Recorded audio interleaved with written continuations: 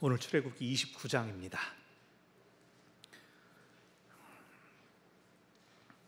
구약성경 125면에 있는 출애굽기 29장 1절부터 46절까지의 말씀을 제가 한 절, 여러분이 한 절 교독하여 하나님께 올려드립니다.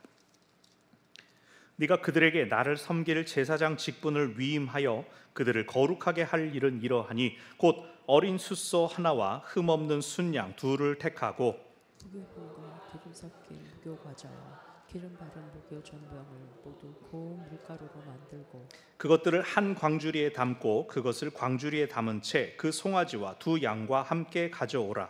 너는 아론과 그의 아들들을 회막문으로 데려다가 물로 씻기고 의복을 가져다가 아론에게 속옷과 에봇 받침 겉옷과 에봇을 입히고 흉패를 달고 에봇에 정교하게 짠 띠를 띠게 하고 그의 머리에 관을 씌우고 그 위에 거룩한 패를 더하고 관유를 가져다가 그의 머리에 부어 바르고 그의 아들들을 데려다가 그들에게 속옷을 입히고 아론과 그의 아들들에게 띠를 띠우며 관을 씌워 그들에게 제사장의 직분을 맡겨 영원한 규례가 되게 하라. 너는 이같이 아론과 그의 아들들에게 위임하여 거룩하게 할지니라.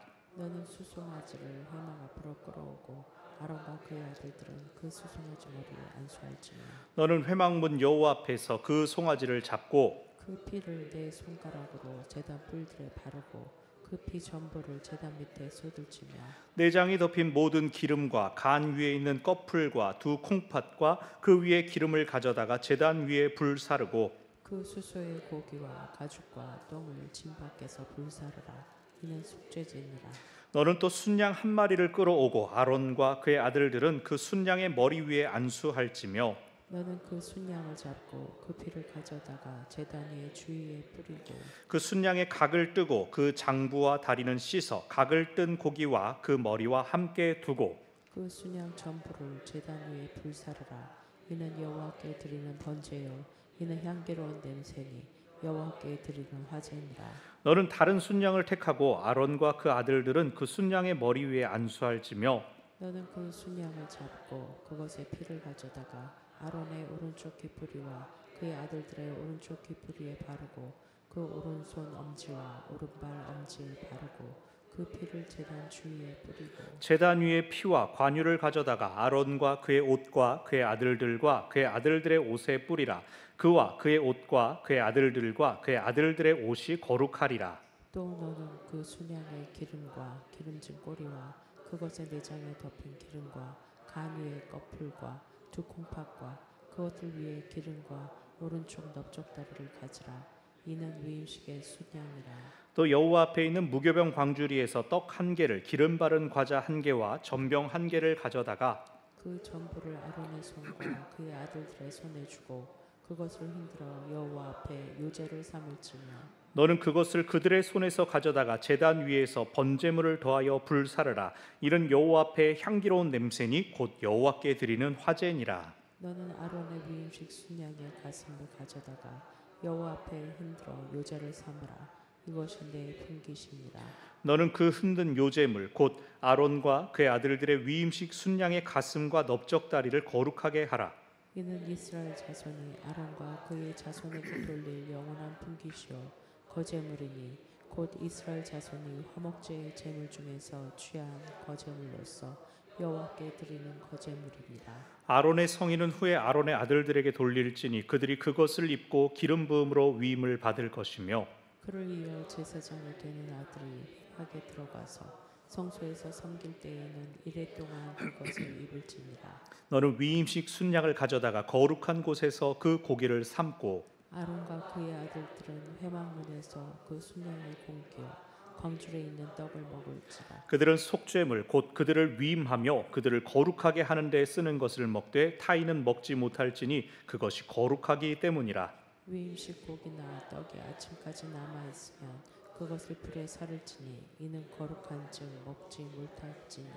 너는 내가 네게 한 모든 명령대로 아론과 그의 아들들에게 그같이 하여 이레 동안 위임식을 행하되 매일 수송아지 하나로 속죄하기 위하여 속죄제를 지며 또 제단을 위하여 속죄를 깨끗하게 하고 그것에 기름 부어 거룩하게 하라. 너는 이레 동안 제단을 위하여 속죄하여 거룩하게 하라. 그리하면 지극히 거룩한 제단이 되리니 제단에 접촉하는 모든 것이 거룩하리라. 내가 제단 위에 드릴 것은 이러하니라. 매일 1년 된 어린 양 2마리니 한 어린 양은 아침에 드리고 한 어린 양은 저녁 때에 드릴지며 한 어린 양에 고운 밀가루 10분의 1 에바와 찌은 기름 4분의 1 흰을 더하고 또 전제로 포도주 4분의 1 흰을 더할지며 한 어린 양은 저녁 때에 드리되 아침에 한 것처럼 소제와 전제를 그것과 함께 드려 향기로운 냄새가 되게 하여 여호와께 화제로 삼을지니 이는 너희가 대대로 여호와 앞 회막문에서 늘 드릴 번제라. 내가 거기서 너희와 만나고 내게 말하리라. 내가 거기서 이스라엘 자손을 만나리니 내 영광으로 말미암아 회막이 거룩하게 될지라. 내가 그 회막과 제단을 거룩하게 하며 아론과 그의 아들들도 거룩하게 하여 내게 제사장 직분을 행하게 하며 내가 이스라엘 자손 중에 거하여 그들의 하나님이 되리니 그들은 내가 그들의 하나님 여호와로서 그들 중에 거하려고 그들을 애굽 땅에서 인도하여 낸 줄을 알리라. 나는 그들의 하나님 여호와니라. 아멘. 지난 주간에 우리가 본당에 요 에어컨 공사들을 잘 마쳤지만 추가로 점검할 곳이 더 있어서 이제 새로운 설치가 아니라 기존에 있던 것들을 점검하려고 우리 냉남방 선교회 목사님을 어저께 한 번 더 모셨었습니다. 그래서 우리가 후원하는 리빙에이 교회 이남용 목사님께서 이제 혼자 오셔서 다른 냉남방 선교회 목사님들은 전에 한번 말씀드린 대로 이 중고 에어컨들을 가지고 필리핀에 있는 선교사님들한테 가가지고 그걸 설치해주는 그 사역을 하고 계시다네요. 그래서 어제 우리 이남용 목사님께 식사 대접해드리고 또 이런저런 이야기들을 듣는데 제가 뭐 우리 이 목사님뿐만 아니라 여러 목사님들 뵙고 다양한 교회 현장 이야기들을 들으면서 참 듣고 나면 그분들께는 다 말씀드리지 못할 감사의 제목들이 항상 제 안에 차오릅니다. 우리 이 목사님 어려운 교회로 부름을 받고 지금 10년째 가고 계신데 150 선교지에 이 교회를 세우고자 하는 그러한 비전을 품고 교인들과 성도들과 함께 지금 한 20-30분 정도가 모이고 계시는데 그렇게 기도하면서 모이기를 힘쓰고 있다라고 말씀을 하시는 겁니다. 그래서 그래도 저는 이것도 감사하고 저것도 감사해요 뭐 이런저런 말씀을 하시는데 제가 들을 때마다 이것도 감사하고 우리는 그런 문제 없는데 저것도 감사하고 그러면 우린 그것도 다 있지. 저는 속으로는 대답을 못하고 그래요 그러면서 저는 속으로 아이고 우리는 할렐루야 자꾸 그 생각이 드는 겁니다. 반대로 저희보다 규모가 있는 교회라 하더라도 뭐 재정적으로 여유가 있고 뭐 시스템이 쫙 갖춰져 있어서 뭐 훈련이 창창창창 뭐 예배가 창창창창 이래도 그런 교회들도 속에 내부의 사정을 들어보면 성도들끼리 패 갈려 있어가지고 뭐 누구만 이뻐하네 막 안쪽은 안 쳐다보네 막 목사님이 계속 고개를 이렇게 똑같이 몇 번 맞춰봐야 된다는 등 우스개지만 또 교회 안에 어떤 건 누가 허물한 거라서 위치도 함부로 바꾸면 안 되고 그래서 화분도 방향도 돌리면 안 된다고 그분만 만지는 게 있다 이런 얘기들을 들으면 야 참 우리는 그런 거 없죠. 저만 화분 돌리고 막 그래도 괜찮죠. 제 모르는 파벌 있는 거 아니죠? 그런 거 아니잖아요. 제가 그러면서 또 지난 주일 우리 당회 모임부터도 장로님들께서 마음 많이 모아주시고 또 응원해 주시면서 또 이런저런 이야기들 들을 때마다 야 저는 어쩌면 이렇게 다 갖춰진 게 예비된 밭에 떨어졌을까 그런 감사한 생각을 했습니다. 참으로 우리 하나님께서는 웬만하면 우리를 위해 필요한 것들 다 미리 준비해 놓으셨습니다. 아멘. 하나님께는 우리를 위해 예비하신 복이 있습니다. 사람들은 때가 맞아야 된다, 장소가 맞아야 된다, 상황이 맞아야 된다 그러면서 그것을 찾기 위하여 새로운 자리를 찾아 옮겨가기도 하고 헤매기도 합니다. 그러나 우리 믿는 사람들은 모든 때와 모든 장소가 하나님께서 내게 허락하신 곳인 줄로 믿고 세움받은 그 자리를 감사로 지키며 그 안에서 성숙을 지향해야 할 것입니다. 아멘. 우리가 이제 지난 시간까지 성막 그리고 그 안에 들어가는 기구들을 살펴봤습니다. 그 다음에 그럼 뭐가 필요하겠어요? 그 모든 기구들을 가지고 예배할 사람, 제사할 제사장이 필요하겠죠. 오늘 본문은 제사장 위임식이 나옵니다. 왜 제사장으로 아론과 아들들이 세워졌는가? 이미 아론이 모세 곁에서 대언자의 역할을 수행했기 때문이고, 또 사실 모든 이 시스템 안에서 세습을 통하여 내려가는 것이야말로 사실은 정통성도 그렇고 훈련을 위해서도 가장 안정적이라고 할 수가 있습니다. 그래서 아론과 네 아들들이 처음 제사장으로서 세움을 받습니다. 오늘 본문은 그들의 자격에 대해서는 이제 넘어갔고, 지금 말씀드린 것처럼 넘어갔고, 위임을 하는 절차가 어떻게 진행되는가를 보여줍니다. 자, 위임이란 무엇일까요? 한 공동체가 누군가에게 일정한 권한을 위탁하여 맡기는 것이 위임입니다. 민법에서는 한 사람에게 사무의 처리를 위탁한다라고 표현이 나오던데, 제사장직은 사무 행정만을 위탁받는 게 아니죠. 이스라엘 회중을 대신하여 대표하여 성소에서 이루어지는 모든 일들을 위탁을 받습니다. 위탁을 받았다? 그것은 정확하게 말하면 그 개인의 일이 아니라 공동체 전체의 일이라는 뜻입니다. 즉, 온 이스라엘이 하나님 앞에 예배자이지만 그 직무의 거룩함과 특별성 때문에 그것을 위해 특별한 무리로 구별되어 세워진 것이 제사장들입니다. 그렇기 때문에 제사장 위임식도 그 자체로 하나님 앞에 드리는 예배인 것이죠. 그래서 앞으로 계속해서 드려질 모든 예배의 영속성을 위한 준비 예배, 예배를 위한 예배라고 할 수 있는 것이 위임식입니다.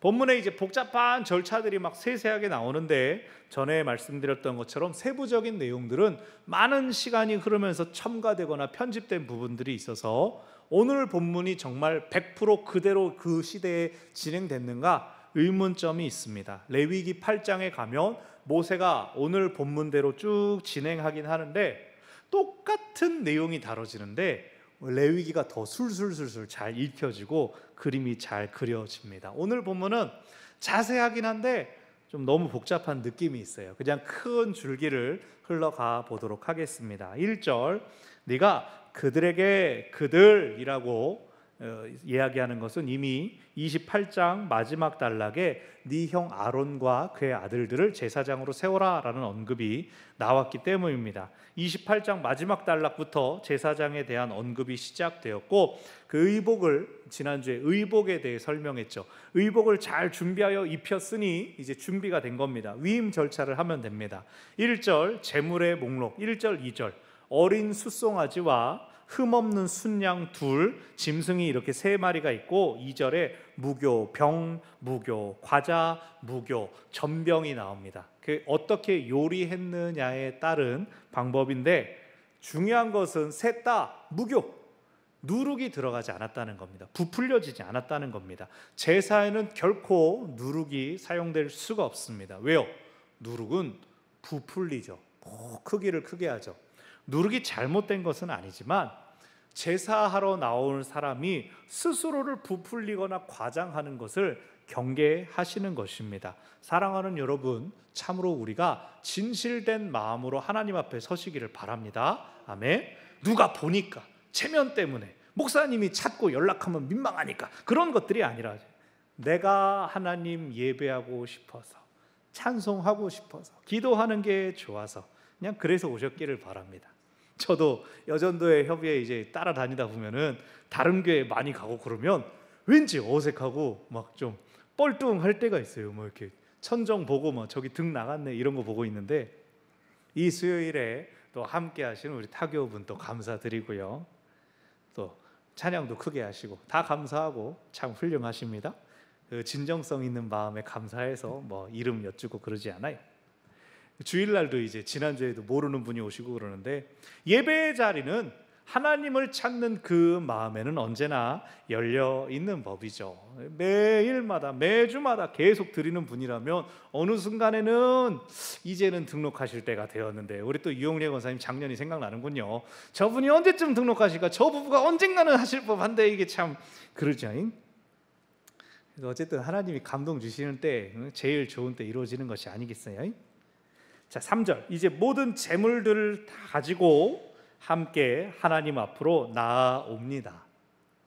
그래서 예배 준비는 예배 전에 다 갖춰지고 끝나는 것이죠. 예배도 헌신도 할부로 드리거나 가불해서 드리는 게 아니라 온전한 상태로 다 준비되어서 그것을 올려드리는 것이 예배입니다. 4절, 이 아론과 아들들은 물로 씻음을 받습니다. 세례를 떠올릴 필요는 없지만 예배에 있어서 씻는 절차, 물로 씻는 절차가 거룩한 것을 다루기 위해 꼭 필요한 순서였습니다. 제가 우리 교회에서 대표 기도하시는 분들 쭉 들으면서 느끼는데 기도 훈련을 아주 제대로들 받으신 모양입니다.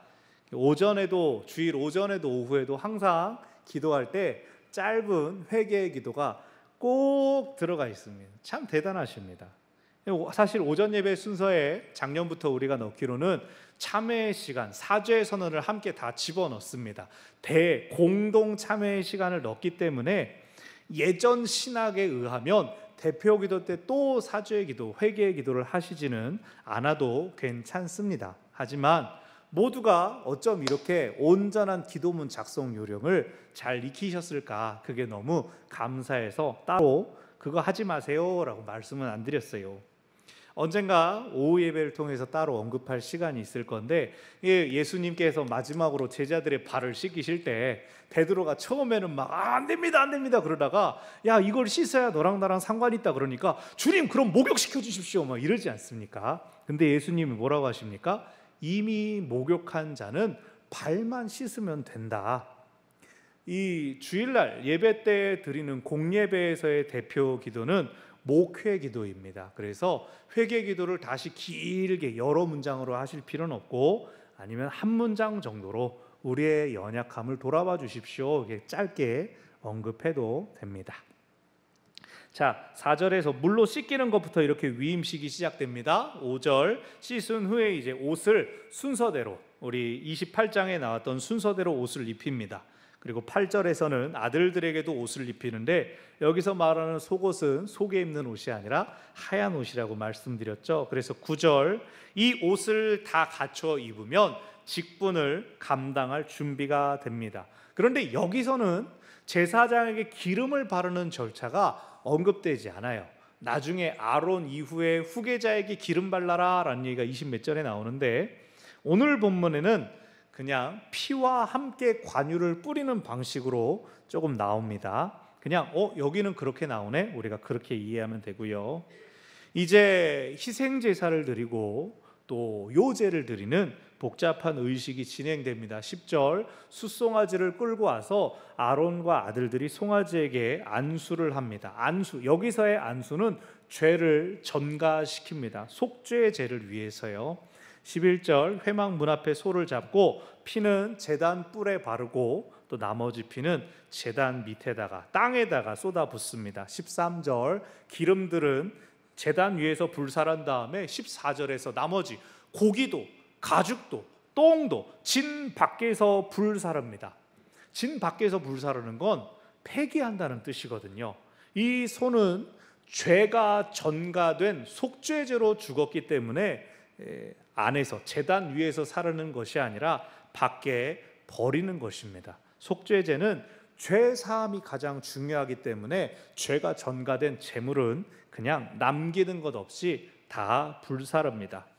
그리고 16절부터 18절까지 이제 양 2마리 중에 1마리를 잡고 역시 피는 제단 주변에 뿌리고 나머지는 18절 나머지는 제단 위에서 번제로 다 불살라 드립니다. 지금 송아지 잡았고 순양 1마리 잡았죠. 19절부터 두 번째 양입니다. 이 양에게 안수하는데 이 양은 위임식 순양이라고 부르고 죄를 전가시키는 안수는 아닙니다. 하지만 아론과 제사장들의 아들들의 생명을 대속하는 의미는 분명히 가지고 있습니다.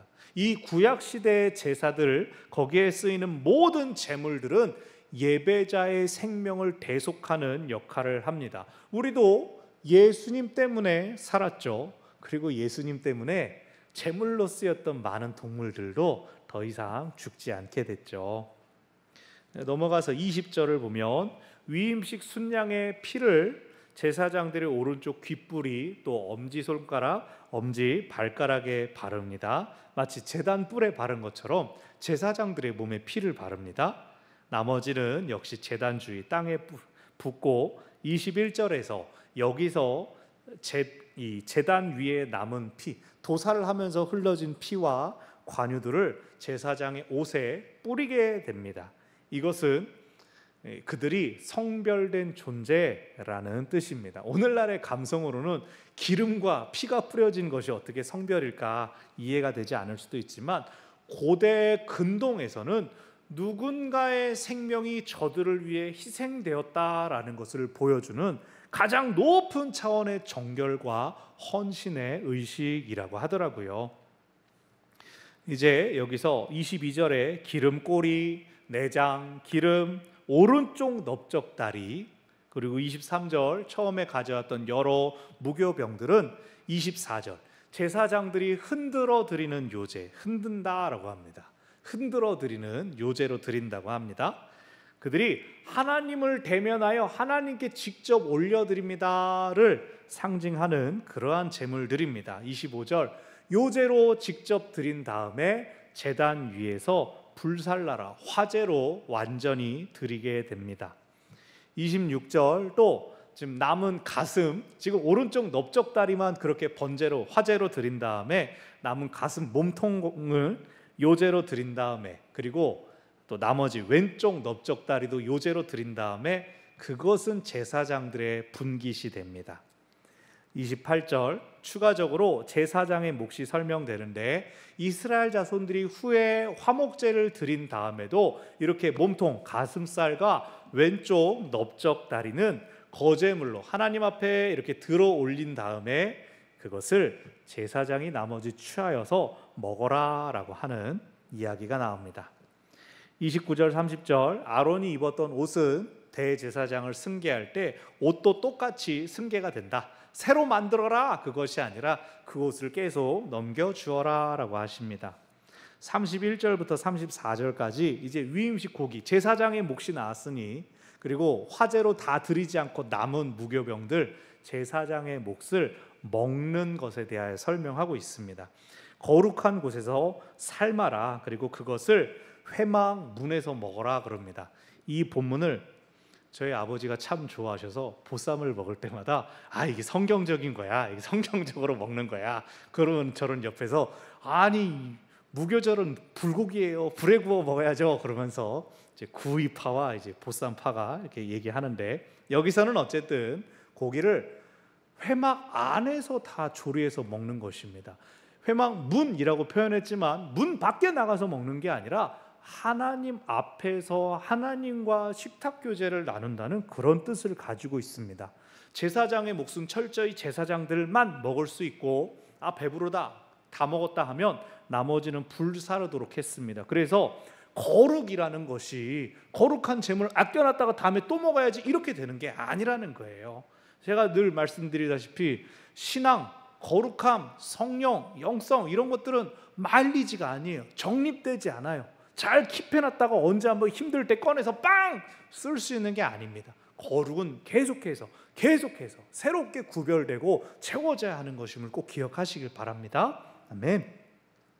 35절 위임식은 일주일 동안 7일 동안 진행됐습니다. 근데 오늘 관통하고 이 위임식을 전체 관통하고 있는 게 뭐냐면 창세기 1장이에요. 하나님께서 온 세상을 지으실 때 며칠 걸렸어요? 7일 동안 만드셨잖아요. 그때를 떠올리게 하는 거예요. 위임식이 일주일인 것도. 36절 매일마다 숫송아지로 속죄제를 드렸습니다. 37절까지 여기 36절, 37절 계속해서 반복되는 단어가 있습니다. 뭐예요? 36절 끝에 기름을 부어서 어떻게 해라? 거룩하게 해라. 37절 제단을 위하여 속죄하여 거룩하게 하라. 그래서 그 제단에 접촉하는 것이 거룩하리라. 제단 회막 안에 있다고, 성막 안에 있다고 항상 저건 당연히 거룩하지, 그것이 아니라 제단을 위하여서도 매일 속죄하는 것부터 시작이라는 거예요. 늘 거룩함을 지켜라. 그래서 제사장들은 하나님 앞에서 세움받는 것임을 계속 기억해야 한다는 겁니다. 그 세움받는 자리가 섬김의 자리이기도 하죠. 38절, 또 매일 1년 된 어린 양 2마리를 드리되 한 마리는 아침 한 마리는 저녁에 드리며 40절, 아침에도 저녁에도 밀가루와 기름과 포도주가 약간씩 함께 드려지면서 향기로운 화제로 불태워 드려라 라고 합니다. 아침에도 제사, 저녁에도 제사, 뭡니까? 하루의 일과가 예배로 시작해서 예배로 마치는 것입니다. 이것이 하나님께서 우리의 시작과 끝, 알파와 오메가시다라는 것을 기억하는 겁니다. 42절, 다시 회막문에서 늘 드릴 번제다라고 말씀하십니다. 이스라엘의 어떤 시기에는 제단이라는 말과 회막문이라는 말이 따로 구별되지 않았을 거다라고 표현합니다. 우리는 일단 회막문 하면은 커튼이 드려진 그 문간을 생각하고 제단 하면은 이런 제단을 분리해서 생각하는데 이스라엘 사람들은 안 그랬을 거라는 거예요. 회막의 문은 사람들, 제사장들이 출입할 뿐만 아니라 하나님의 영광이 출입하는 출입문으로서 하나님께서 회막문에서 사람들을 만나시고 하나님께서 회막문에서 예배를 받으셨습니다. 말씀에서도 그러지 않습니까? 43절, 내가 거기서 회막문에서 이스라엘 자손을 만나리니 내 영광으로 말미암아 회막이 거룩하게 되리라. 42절 끝에도 내가 거기서 너희와 만나고 네게 말하리라 라고 하시죠. 그래서 회막 구조 생각나십니까? 회막 이 울타리 가장자리 세마포 천막장이 있고 그 안에 덮개로 켜켜이 덮여진 성소가 있죠. 그런데 그 성소 안에 지극히 거룩한 곳 지성소가 있어서 언약궤가 있습니다. 언약궤의 뚜껑이 하나님의 발판이라고 표현을 했지만 그렇다고 해서 하나님께서 그 가장 거룩한 곳에 꽁꽁 숨어 계시는 분이 아니라 예배하는 자들이 하나님 앞에 나올 때 하나님께서 그들에게 찾아가 주시고 만나 주시고 반겨 주신다는 거예요. 그래서 성막이라고도 하지만 여기 계속 나온 표현은 뭡니까? 회막, 만남의 장막입니다. 누구를 만나요? 하나님을 만나는 만남의 장막입니다. 44절부터 46절까지 29장 전체의 결론입니다. 하나님께서 회막, 제단, 제사장들을 거룩하게 하시는 것은 하나님께서 그들 가운데 이스라엘 가운데 거하시는 것을 알려주시는 것이고 거하실 뿐만 아니라 하나님이 그들의 하나님, 그들에게 당신을 내어주시는 것입니다. 참으로 하나님은 46절 애굽 땅에서 구원해 내신 하나님, 이스라엘, 오직 이스라엘의 하나님이십니다. 아멘.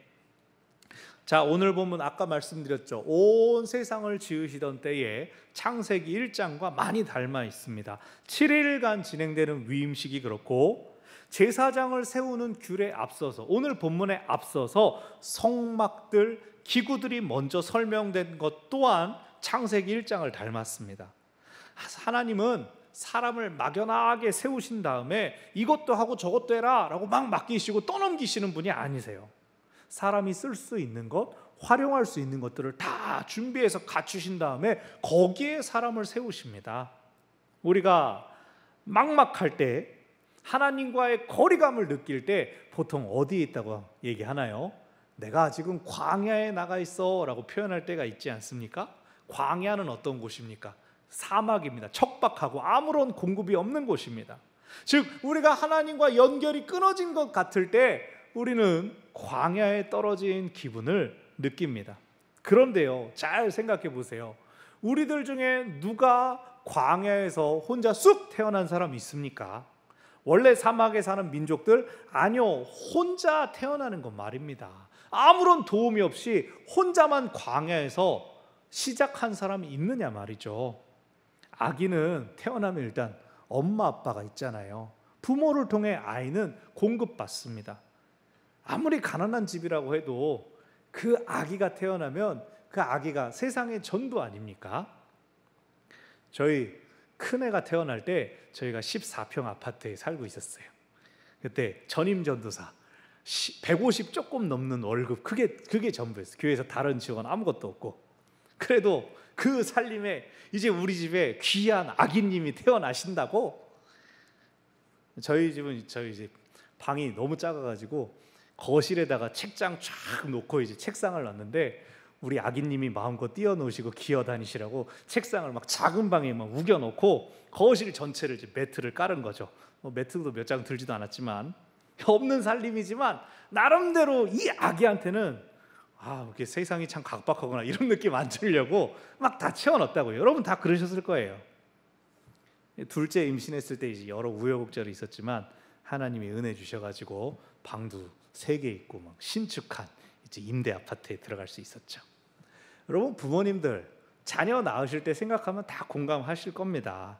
자기 아이한테도 내가 최대한 좋은 거 주려고 다 그렇게 노력하고 애쓰지 않습니까? 그냥 애가 기침만 해도 내가 뭘 잘못했길래 뭐 그러면서 하나님 앞에 회개기도 진짜 많이 하지 않습니까? 큰애 키울 때 많이 하지 않습니까? 둘째는 조금 이제 조금 내성이 생겨가지고. 근데 하물며 하나님께서 우리를 광야에다 던져 두시겠냐 말이죠. 하나님께서 너는 강하게 커라 그러고 내버려 두시겠느냐 말이죠. 우리가 보지 못하고 깨닫지 못해서 그렇지, 하나님은 우리를 은혜 가운데 이렇게 살짝 내려놓으십니다. 던지지도 않아요. 살포시 하나님이 우리를 그토록 사랑하십니다. 아멘. 그런데 왜 우리가 광야를 느끼는 걸까요? 왜 내팽개쳐졌다, 왜 나 버림받은 것 같은 기분이 들까요? 여러분, 오늘 본문 잘 생각해 보십시오. 하나님께 재물 들고 나옵니까? 아니면 그 재물들, 귀한 것 들고 내 길로 나아갑니까? 내 손에 있는 것들 들고 어디로 갑니까? 하나님께 갑니까? 아니면 내 생각, 내 뜻 이루는 대로 나아갑니까? 자, 우리가 광야에 빠지는 첫 번째 이유, 하나님께 나아가지 않기 때문입니다. 하나님께서 주신 것을 먼저 하나님께 들고 나가야 합니다. 우리 사명을 하나님 앞에서 확인하고 하나님 이제 어디로 가면 좋을까요? 여쭈어야 되는데 반대입니다. 내가 행복해야지. 일단 목구멍이 포도청인데 내가 채워져야 내가 하나님 일도 하지. 우리 많이 그럽니다. 여러분, 하나님을 우선순위에 두시기를 바랍니다. 하나님 앞에 나아가는 것이 제일 우선입니다. 광야에 빠지는 두 번째 이유, 하나님께 드리지 않기 때문입니다. 위임식의 숫송아지와 순양 한 마리 하나님께 다 바칩니다. 사람의 몫을 남기지 않습니다. 남은 한 마리 위임식 순양도 일부만 취합니다. 하나님께 드리고 나서 남은 게 내 몫입니다. 그런데 우리는 어때요? 내 것을 생각한다고요. 본전을 생각한다고요. 이거는 내게 주신 복이니까 감사합니다. 하나님 또 주셔야 하나님 일을 하죠. 이런다고요. 11조를 드렸으니 10분의 9는 내 것이다 라고 생각을 한다고요. 하나님 일을 하려면 나는 뭐가 없고 뭐가 없으니까 빨리 이걸 주셔야 내가 하나님 일을 할 수 있습니다. 우리 그러지 않느냐고요. 여러분, 하나님 주신 것을 하나님께 드릴 줄 알아야 풍성한 은혜를 깨닫고 발견할 수 있는 걸 기억하시기 바랍니다. 아멘. 광야에 빠지는 세 번째 이유는 거룩하지 않으려고 하기 때문입니다. 거룩함은 구별됨입니다. 다른 사람들이 가지 않는 길로 가고 다른 이들이 없는 자리에 세움받는 것이 구별됨, 거룩함입니다. 그런데 솔직히 우리 그렇게까지 열심히 있고 싶지는 않잖아요. 그렇게 튀고 싶지 않으려고 그래요. 남들 하는 만큼 하면은 되지 않는가요? 저보다 다른 사람이 더 잘하지 않는가요? 먹을 때는 이제 앞장서려고 하고 내게 유익이 되는 게 보이면 그거는 취하려고 하는 게 우리 약한 모습들 아닌가요? 그런데요, 하나님은 우리에게 피를 뿌리시고 기름을 바르셨어요.